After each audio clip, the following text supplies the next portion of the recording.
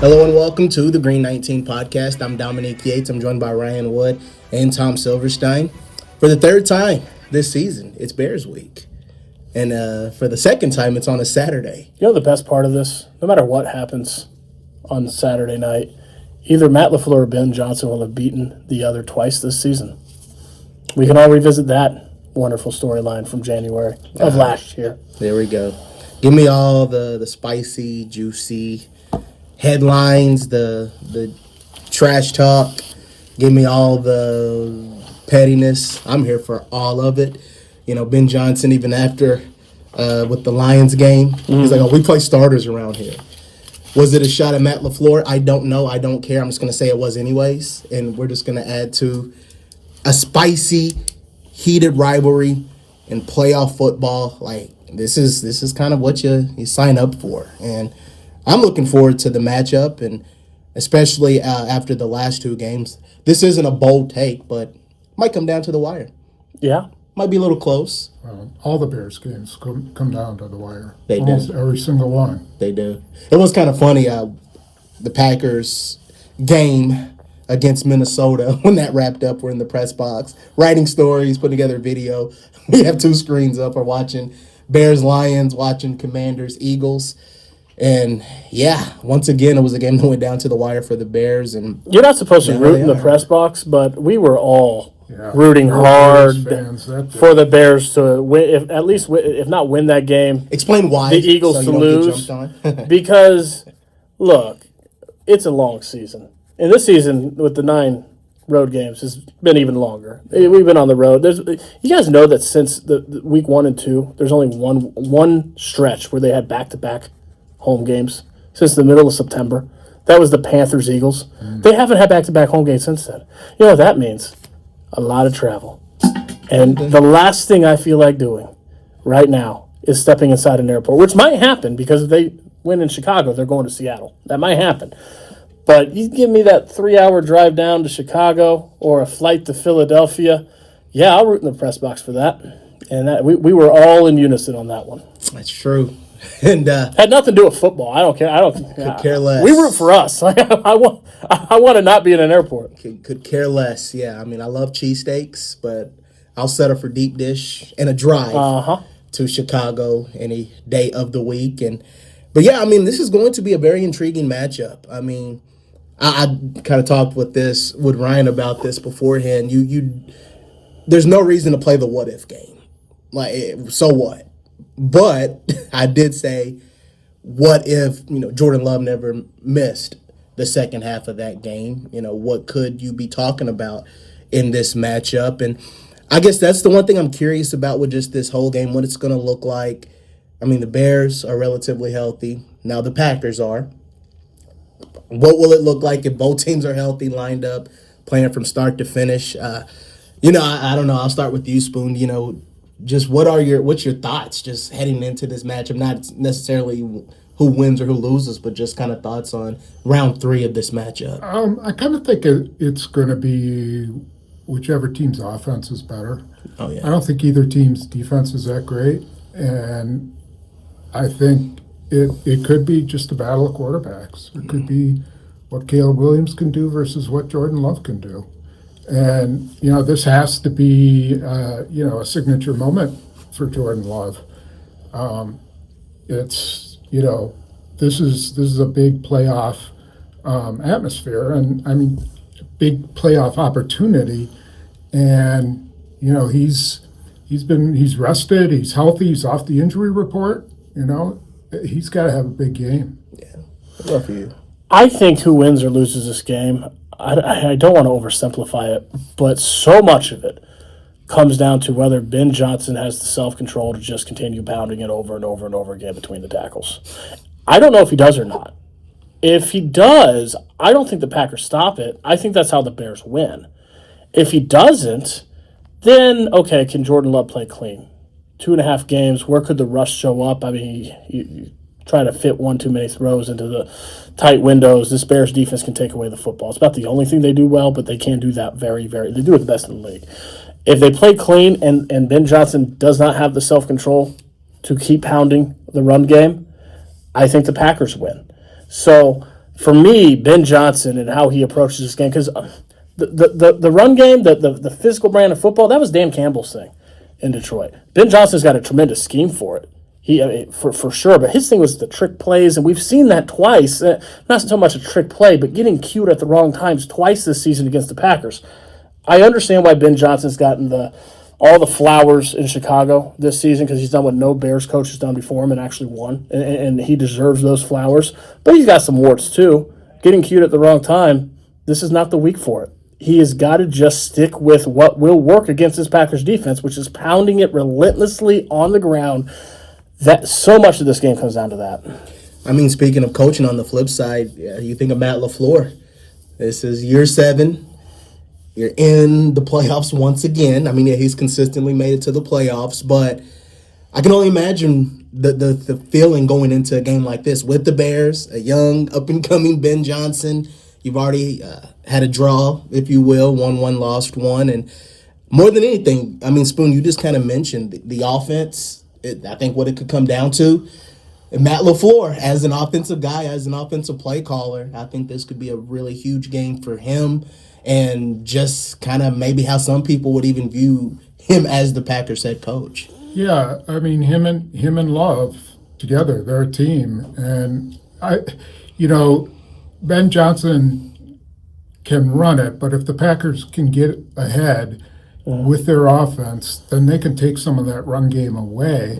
And that's why I think offense is so important, because either way, the Bears went scoreless in the first half of the game here, and I think they went scoreless in the first half of the game in Chicago. Isn't that right? I think it was only a field goal, maybe. Maybe a field goal. They didn't get a touchdown. No touchdown. Right. So in that time, the Packers should have been just rolling up points, and that's what they should have been doing that in Chicago. Now, Love got hurt, but Willis wasn't, he wasn't chop liver. He was pretty good. So this is on him and his offense to go in there, and the weakness of the Bears is their defense. We've seen them give up, almost 1,000 yards in the past 2 weeks. And you can do it the way Detroit did it, which was grind and throw 12-yard passes over and over again, or you can do it like the 49ers and just, play like ping pong and go back and forth. So it's on LaFleur, I think, to really pick which is the way to do it and then do it. And finish drives. You can't go 0 for 5 in the red zone this week. Safe to say that if you do win the coin toss this week, you take the ball first. I think this is the epitome of that. Yeah. The only way I wouldn't is if the wind is a factor. Then I would think about, do I want the wind in the fourth quarter? Yeah. It's so weird to try to get a feel for this Packers offense, not only because they haven't played together in a while, but it's also been a while since we've seen a lot of these key players on the offense. Like, this might be the healthiest we've seen Josh Jacobs in a while. You haven't seen Zach Tom in almost a month. 4 days shy of a month. 4 days shy of a month. And then obviously you had 2.5 games with Jordan Love. But, this is kind of the game where they have so many of those pieces, including, like last year, you go into the playoffs without Christian Watson. You have him now playing some really good football. Jordan Love has the ulnar nerve injury that he had in the regular season finale against Chicago last year and is significantly dinged up going to Philadelphia. Yeah. So it's going to be interesting to see how this offense attacks the defense. And, again, it could make for a pretty unique matchup. But as far as just the offensive line, just thoughts on, the boost that it could have with the Zach Tom and just, the makeup of that group. Well, I actually think like an offensive lineman stands to be rustier than even a quarterback just because of the physicality and the footwork and all of that. You can't replicate that in practice. Jordan Love can replicate dropbacks and pressure in his face. I mean, it's not exactly the same, but it's close. It's closer than actually playing the line. So Zach Tom may need some help early on. They might be smart to give him some help. But if they can get him, lathered up and then playing, at least 90%, then that helps a lot. But the Bears' pass rush isn't really that big of a problem. The thing the Packers have to do is really take advantage of the one-on-one matchups in the receiver corps. They have got to win those, and it's right there for them to win. You know, you see Jalen Johnson's not playing very well. C.J. Gardner's not playing that great. I mean, he's in the slot. I think he's got a concussion too. You have to win those, and you have to take advantage of it fast. And I think coming out of the gate, I'd be throwing. Yeah. Just as a bounce off the offensive line, talked to Anthony Belton in the locker room on as of the taping of this. Was it Tuesday, Wednesday in NFL days for the Packers? Just kind of the feelings on the offensive line heading into this matchup, and also I guess you want to add to Zach Tom, what he could do and provide a boost. Here's what stood out to me talking with Anthony Belton. He has no playoff experience, which makes him extremely rare in this locker room. But he fit right in Chicago. This is a week, and I think Spoon hit the offensive line fine. This is a week where all that preseason talk, all the offseason talk about, hey, they're still young, but now they've got their warts. They got their scars. They've built up this playoff experience now. Shouldn't that matter this week? Shouldn't this be the week it matters, especially against the team in Chicago that almost across the board has none of that? I mean, they got a couple guys, Joe Tooney. They got a couple guys that have been in the postseason. It's for Caleb Williams, first time as a starting quarterback in the postseason. It's Ben Johnson's first time as an NFL head coach in the postseason. It's a massive disparity in experience, and this should be the week where that matters. And you can imagine being in that stadium. To your point, Spoon, if they get up early, there's going to be a ton of Bears fans there. It's not going to be one of we've seen for years and years and years now. Packers fans flock to Soldier Field when the Packers go there. It's going to be like it was a couple of weeks ago. It's going to be filled with Bears fans. They get that early lead. It'll be much like it was a couple of weeks ago, where you just saw Bears fans are like, "Oh God, not again." They know how the movie ends because they've seen it so many times, and you're doing that on this stage against a team that's very inexperienced.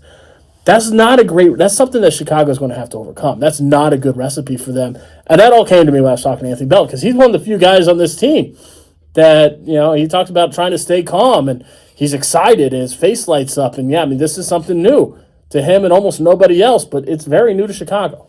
I laugh when you say that, though, because as far as an experienced guy, Xavier McKinney, about that experience in the playoffs, it means nothing. And you have to kind of correct yourself or have like a bleeper when he answered it. But go ahead. What were your takeaways from that? Yeah, no, he wasn't going to make too much of that. Yeah. And I think his point was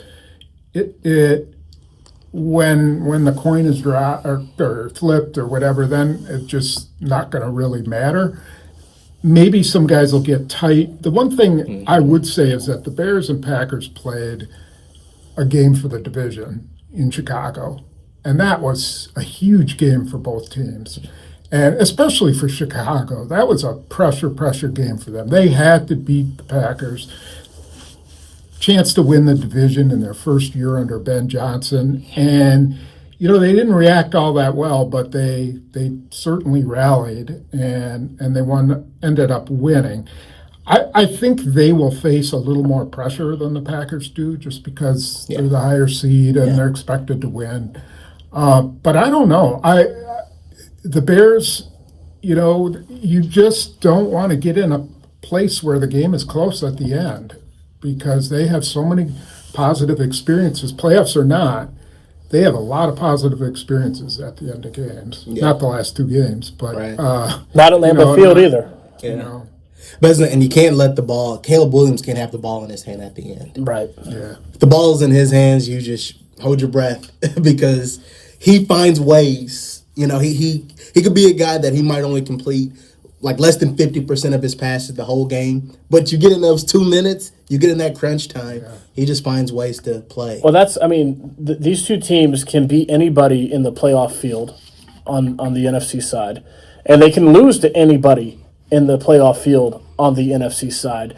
And I think a lot of it comes down to whether or not their quarterback has the ball at the end of the game or not. Like, ask me who I like to win this game.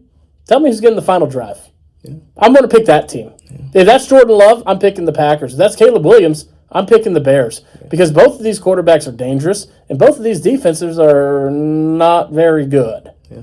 So that's going to be a huge part of this. Is either way, whoever's got the ball last, that's who the favorite's going to be. I think I would take Caleb Williams 9 times out of 10 over Jordan Love. I can't remember games he's won. Has he won a game at the end on a final second touchdown?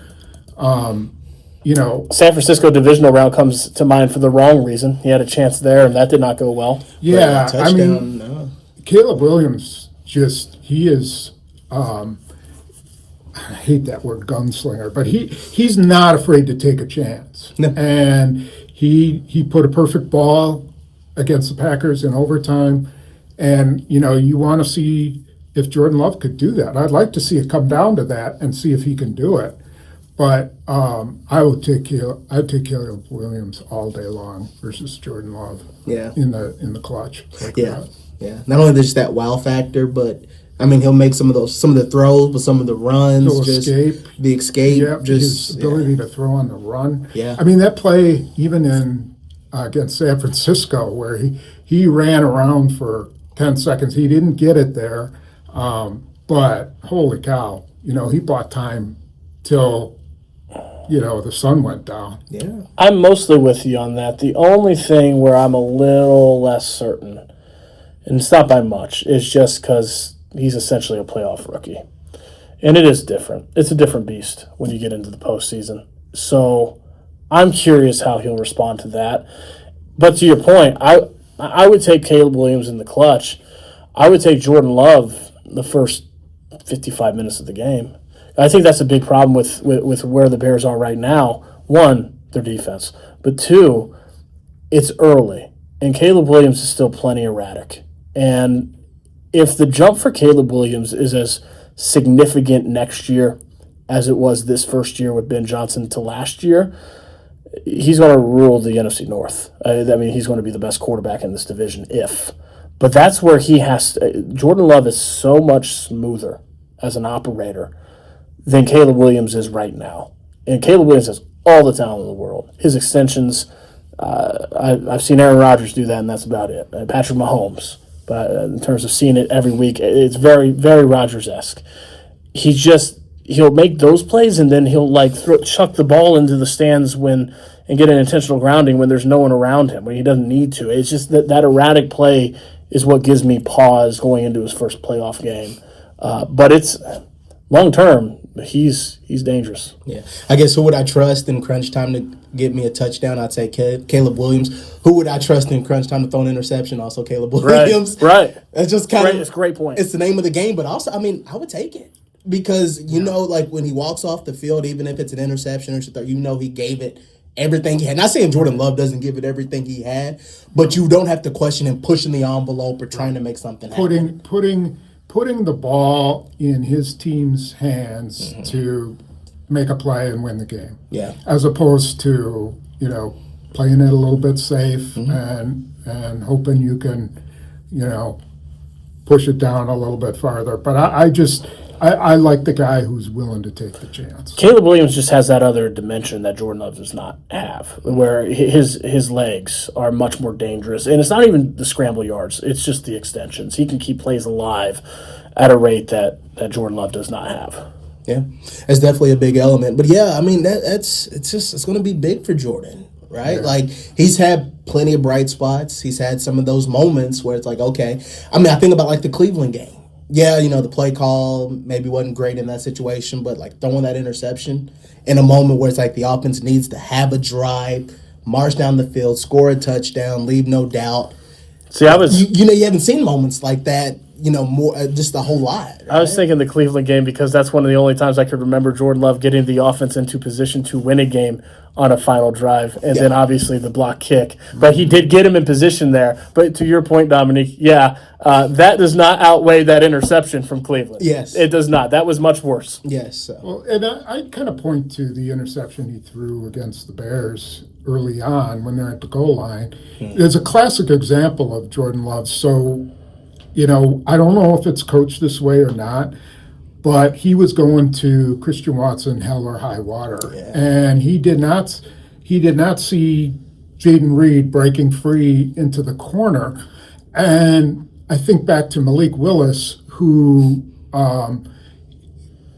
sprinted out on a play and waited just the right time because he could see Jaden Reed was starting to find some room down, and he was waiting for that guy to bite up to see if he would bite up, and then he threw it, and it turned out to be on a 3rd and 18. He got a 39-yard play or whatever it was. Wait, are you saying that Malik Willis might give them a better chance to win than Jordan? No. I'm sorry. I had to step into it again. I think for Jordan Love to take the next step, he has to make, that play on 4th and 1 at the goal line. He's got to make that play. One way or another, he's got to figure out how to make that play.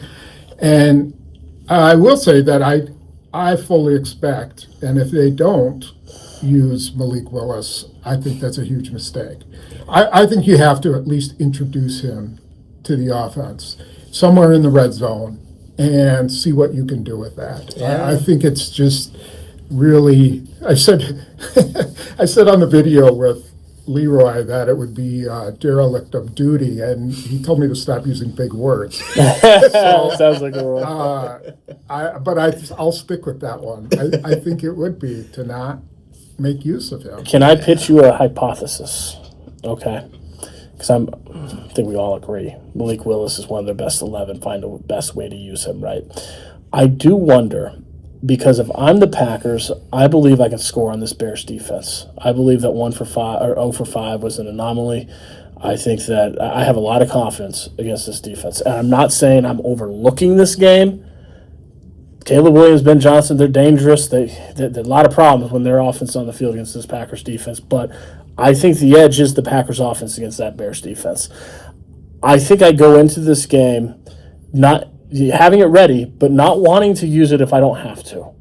I'm thinking, okay, if we flame out in the red zone twice, then you got to go to it. But if not, keep it in the pocket, because I think that this offense is going to be able to put points on the board against the Bears and then unleash it next week against Seattle, where I think they absolutely have to do that. But you put it on the field now, Seattle is going to get a week on a bye to prepare for that. That might help. And again, I want to stress, this is not saying that you're overlooking the Bears. It is saying that you should be confident in your offense against this Bears defense to finish drives, to put up points. Have it ready if you need it, but prefer not to use it.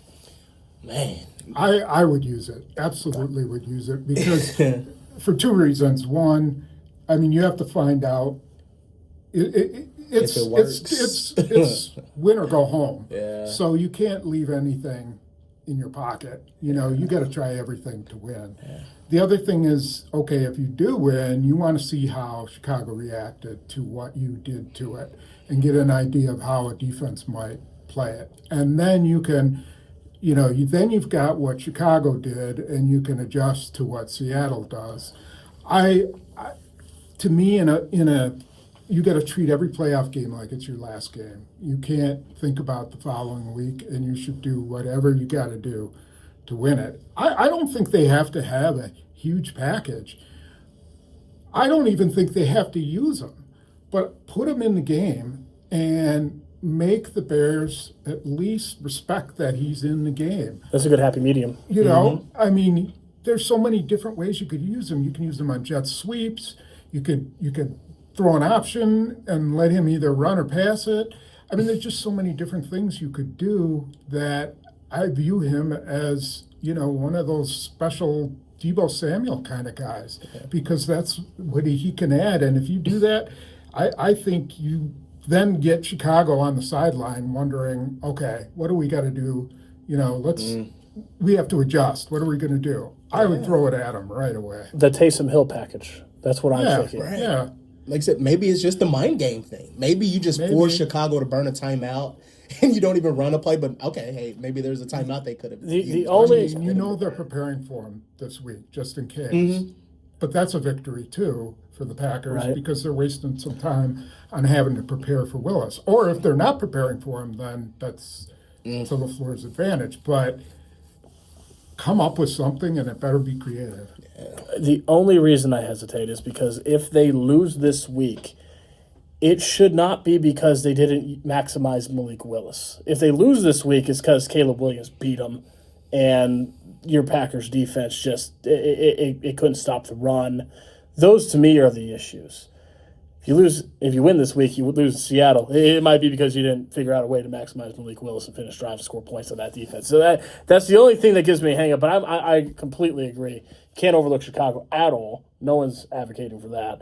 And it is win or go home. So you got to have it at least ready. Yeah. I don't know. I've said it too, though. I would like to see just Malik out there. Just like you said, just to see what happens. Like you said, because it's win or go home. You have nothing to lose in the playoffs. In this rate, I don't know if the odds are out yet, but the Packers might be the underdog. I don't know. Is it out? What is it? Bill Belichick went for 4th and 2. You probably remember this. Wasn't against the Colts in a championship game from like his own 27 or something like that. Yeah, it was. Gosh, I want to say that was a regular season game. Was it? Yeah. He I can't remember that. Well, anyway, yeah. I mean, there's just some stuff you got to try. Yeah. You know. Absolutely. I don't think you're that good that you can just beat people by lining up. Like holding stuff back, if you will. Yeah, the Packers. I don't think the Packers are that good. Is this a game a shootout? Is this going to be a shootout? The potential to be. I kind of feel that way. Really too. Depends on like what you said. Is if they stick to the run. If the Bears stick to the run game and have a 8-10 minute drive, and then the Packers come back and score like they did against Baltimore, then Chicago. It's in Chicago's. Favor. Yeah. So, yeah, it could be a shootout. I don't know. Yeah. So it'd definitely be one of those games where you have to not only sustain drives, but you got to score. Like, you have to score points. Like, because there's been many times this season the Packers have had 8-9 minute drives, 12, 13 plays, but you only get a field goal out of it, or maybe a 3 and out. It's like, that's just not going to work in a game like this because of everything you talked about with Caleb Williams and Ben Johnson. So, like, I almost wonder, like, what's the line that you need to reach if you're Chicago, where like if you run the ball this many times, you're winning. Like if the Bears run it 30 times, they're winning this game, right? So. Is it 25? Do they win at 20? Is that enough? Like you got to get enough runs. That's so much of this game this week is where is that line and do they reach it? And that's where I don't know. I don't know if they reach it. I don't know I don't know that I'm convicted that Ben Johnson's going to hit that mark. I just don't know. Yeah, I don't either. Yeah, a lot of it, too, will be dependent on how the Packers, like, how they will play them defensively. Because at least for most of the game in that second-round matchup, the defense was able to hold its own and played relatively well. Obviously, the wheels fell off at the end, but, just kind of thoughts on the Packers' defense right now, even though, like I said, you didn't get to see a lot of the guys in Minnesota, but... Yeah, I guess the last time we saw the starters on tape was Baltimore, but feelings just heading into this matchup. Well, a key, the addition of Trayvon Diggs has the potential to be a game changer. I don't know if it will. I don't know if it's the same as adding Andre Rison to the Packers Super Bowl team back in '96. The reason I think it does is because it gives Hafley so much more ammunition to blitz and to bring guys up to the line of scrimmage because you hope you can trust him to play man-to-man with guys way more than you would trust Carrington Valentine and Keyshawn Nixon. I don't know. I don't know which Diggs we're going to see. If we're going to see the Diggs in Dallas that wasn't very good, or the guy who looked pretty decent against Minnesota, played Justin Jefferson, and covered everything pretty much. If he could come through, it would change everything for that defense because right now they play scared because of their corners, and they don't blitz a ton, or they rarely bring 6 or 7 man blitzes. They just don't want to leave those guys on an island. And if Diggs is playing pretty well, then you have a chance to do that, and you could load up the box. Yeah. Man, if only they could find a way to face J.J. McCarthy again this week. That'd be awfully helpful. Yeah. Be awfully helpful for Trayvon Diggs and everyone else. Yeah, slightly different quarterback they're facing. That's so true. It is kind of funny as a side note when, the question of the week, talking about like ranking the NFC North quarterbacks from play. I had, like Jared Goff, Jordan Love, Caleb Williams, and then J.J. McCarthy. And I said if we included backups, I would have had Malik Willis over J.J. McCarthy. But, hey, it is what it is in that regard. Ryan, any feelings defensively or just we already talked a lot about Williams, but pass rush, young guys, Diggs, secondary, anything that kind of comes to mind? Prayer. It's not a favorable matchup. I was shocked at how well they played in Chicago. I did not see that coming. You know what I saw more coming was what they did against Derrick Henry. It's just the state of this defense right now. That's what I think of where the defense is right now. They don't have their best players. You're not going to see your best defense. They don't have Nate Hobbs either right now, do they? Right? Because he's on IR. and that's significant because guys on IR. Nate Hobbs had a really good game from the slot, putting pressure on Caleb Williams at Soldier Field. Who's going to be able to do that? Like, that was one of Jeff Hafley's options in the game after losing Micah Parsons, and you could see something there. So it's such a depleted defense. I don't know. I go back to Jeff Hafley walking past me at US Bank Stadium on his way to the bus and looking at me and saying, they played hard today. And just being so pleased with the effort of the guys who were on the field against the Vikings. And if nothing else, it has to be that type of game for these starters against the Bears. Like, you're going to give up points. It's not going to be the prettiest night. But the effort has to be there, and if it is, that gives you the fighting chance because I think your offense is going to be putting up a ton of points. I think that it's vice versa. On the other side of the ball, it's a very favorable Packers offense matchup. So you just it's got to be one of those where, okay, if it's ugly at times, it's going to be ugly at times, but the effort has to be there throughout, and you just got to make enough plays. I don't know. I don't have anything else for you other than that. Yeah. From the Vikings game, Spoon, were there, outside of Diggs, was there anybody on the field in that matchup defensively or even offensively that you said, hey, maybe they could help the Packers out in the playoffs? Well, defensively, obviously Baron Sorrell had a really good game. Mm-hmm. Brenton Cox had a pretty good game, too. He played physical. He had 2 quarterback hits and a sack. He had some pressure. I think you have to keep working him in. Giving him some rushes, some fresh rushes. Don't overplay Rashawn Gary, play him when you can. You don't have to play Kingsley Enagbari. What did he play in the Ravens game? Like 67 snaps or some ridiculous amount. It's your second time doing that, by the way. Yeah, use those. But I also think that Nazir Stackhouse and Brinson earned a little bit of playing time. And I think if they're playing smart and not, getting outsmarted by that offensive line, they're a better option than Carl Brooks and Colby Wooden because those guys are just not big enough to hold up against a big physical line like the Ravens had. Mm-hmm. Bears aren't quite that big, but they can plow. They can plow you off the line of scrimmage. Maybe you can't play Brinson and Stackhouse together, but maybe you can. I just want, those are 2 315-plus guys. Mm-hmm. Wooden is 275 and Brooks is 295 or 305 or something like that. I got to have some meat in there. And if not, I would even consider then going to a 4-man front with Stackhouse as like the 4th guy. Use interesting. Wooden, Brooks. Wooden could be your outside linebacker type guy, or even if it's Sorrell, I don't know, something like that. Because if they're running on you, you gotta stop it before it gets to Derrick Henry proportions. Didn't we see? God, who's the defense coordinator before Joe Barry?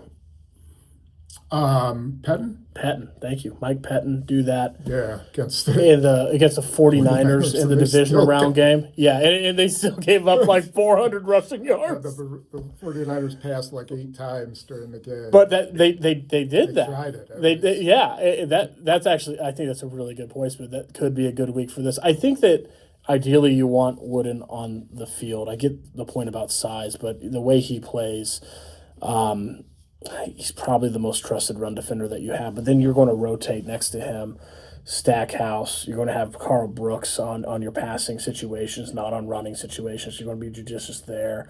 Brinson, rotating Stackhouse and Brinson on the early downs next to Wood and just kind of keeping them off guard. But you might have 3 of those guys on the field at once at times. Yeah.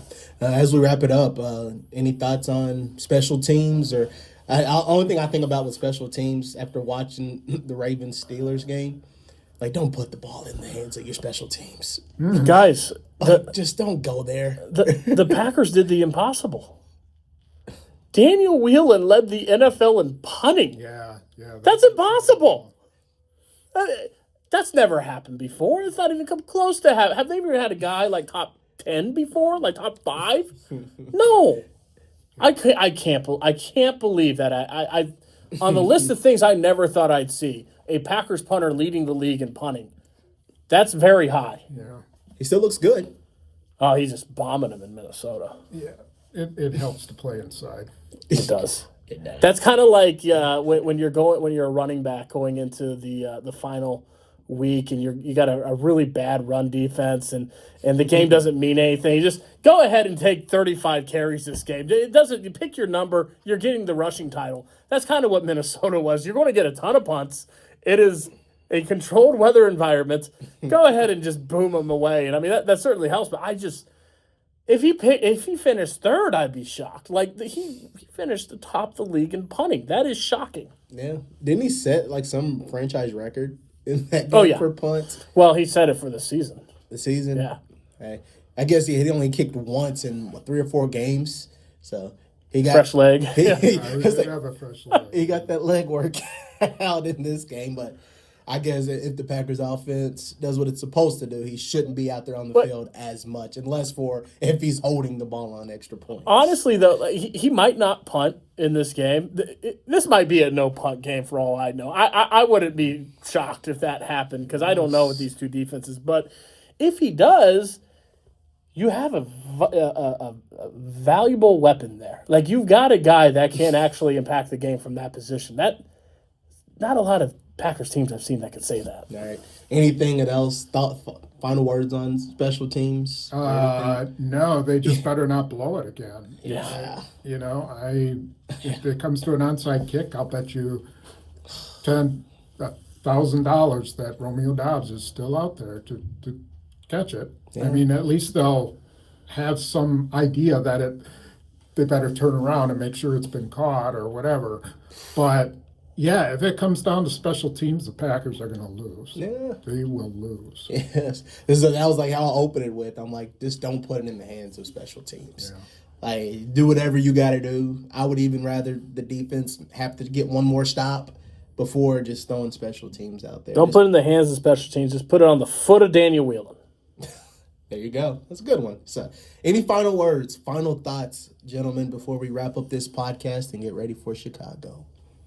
Nope, I'm all done. No, you're good. Only the third time that these two teams have met in the postseason. Spoon, I know you don't remember 1941. Mm-hmm. I know you don't quite go that far back. But 2010, it's the biggest game between these two teams since that NFC Championship game. It's going to be fun to watch. It is, and it was fascinating as we're like wrapping it up, talking with Xavier McKinney.